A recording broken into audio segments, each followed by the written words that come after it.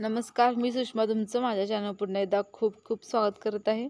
तर आज आपण छानसं पौष्टिक असा पराठा बनवूया, जो लहान मुलांनाही खूपच उपयुक्त असं ठरेल आणि ज्या मुलांना आवडत नाही ते सुद्धा आवडीने खातील। चला तर मग पटकन असा आता आपण पालक पराठा बनवूया।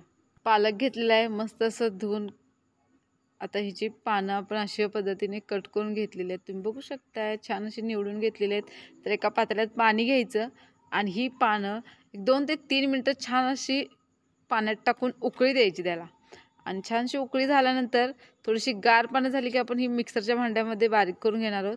तर याच्यासोबतच तुम्ही त्याच्यामध्ये हिरवी मिरची ॲड करू शकता, लसूण ॲड करू शकता, आलंसुद्धा ॲड करू शकता। तर तुम्हाला एक्स्ट्रा काही मसाले जर हवे असतील तेही तुम्ही ॲड करू शकता मिक्सरच्या भांड्यात किंवा डायरेक्ट तुम्ही पिठातही ॲड करू शकता। जसं आपण आता पीठ मळणार आहोत, तर ही छानशी आपली प्युरी तयार झालेली आहे।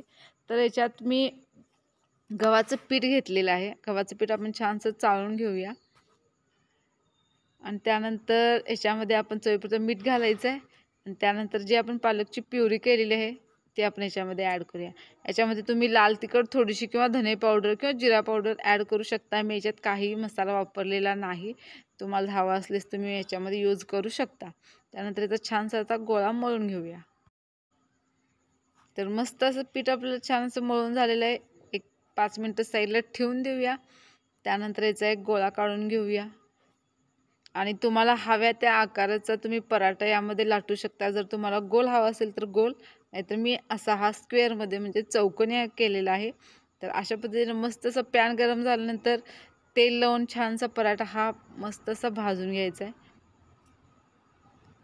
तर तुम्ही व्हिडिओमध्ये बघू शकता पराठा कसा टम्म असं फुगलेला आहे, मस्त असा। तुम्ही पण घरी नक्की रेसिपी ट्राय करा। रेसिपी आवडली असेल तर लाईक करा आणि चॅनलला सबस्क्राईब करायला विसरू नका। थँक्यू।